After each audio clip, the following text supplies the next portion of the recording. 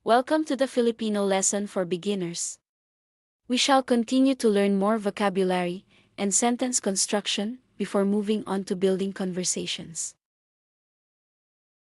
Nakita mo ba si Ginoong Bayani? Which means, have you seen, Mr. Bayani. Nakita ko siya. Which means, I saw him. Pumunta siya para matutong magmaneho. Which means, he went to learn driving. Kailan siya babalik? Which means, when can he return? Babalik siya sa loob ng isang oras. Which means, he will return in an hour. We shall slowly move on to the conversations. This is a conversation between you and your friend. You ask your friend, Nakita mo ba si Ginoong Bayani? have you seen, Mr. Bayani. Your friend replied, Nakita ko siya. Pumunta siya para matutong magmaneho. I saw him. He went to learn driving. You were keen on meeting him and curiously asked, Kailan siya babalik? when can he return? Your friend responded, Babalik siya sa loob ng isang oras. he will return in an hour. We shall have a look at the conversation one more time. Nakita mo ba si Ginoong Bayani? Nakita ko siya. Pumunta siya para matutong magmaneho. Kailan siya babalik? Babalik siya sa loob ng isang oras.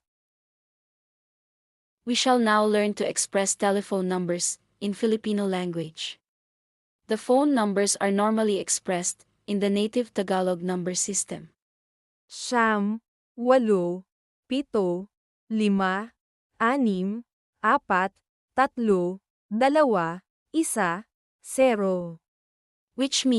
9, 8, 7, 5, 6, 4, 3, 2, 1, 0.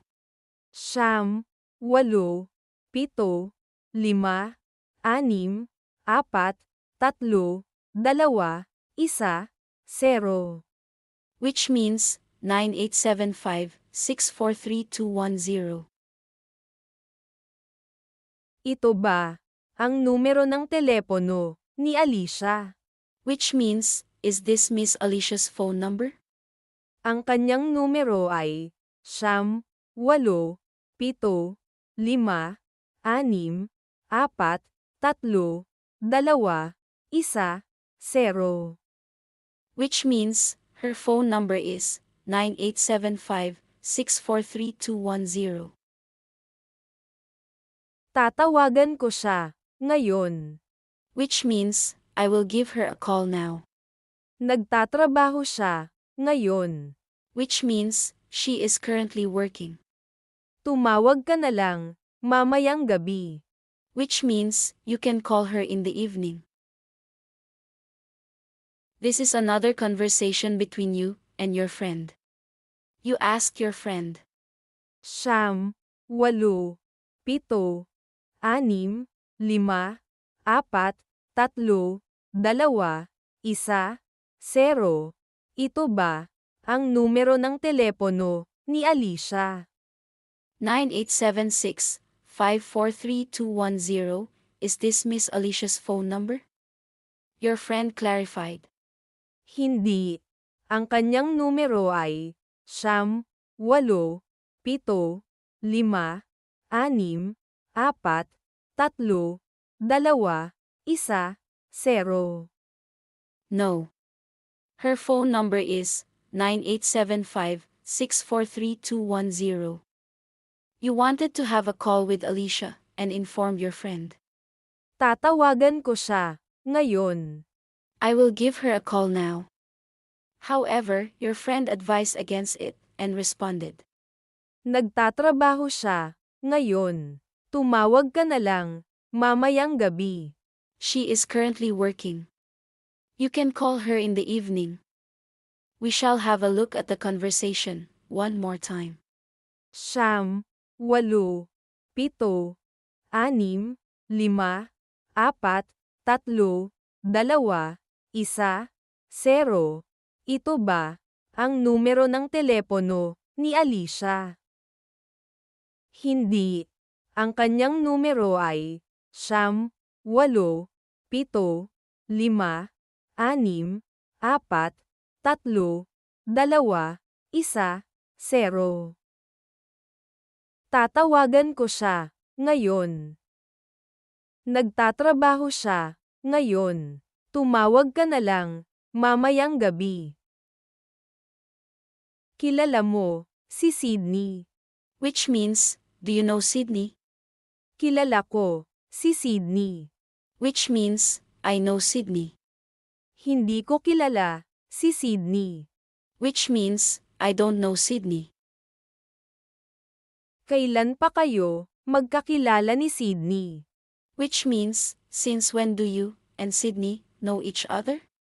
Magkakilala na kami mula pa noong Hulyo, taong 2025. Which means, we know each other since July 2025. Saan kayo nagkakilala? Which means, where did you meet? Nagkakilala kami sa Hello Talk.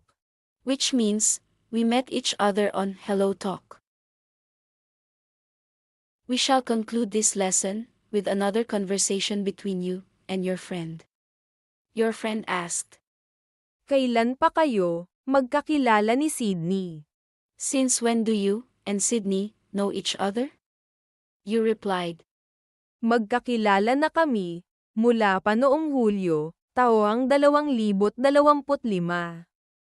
we know each other since July 2025. Your friend curiously asked, Saan kayo nagkakilala? where did you meet? You responded, Nagkakilala kami sa Hello Talk.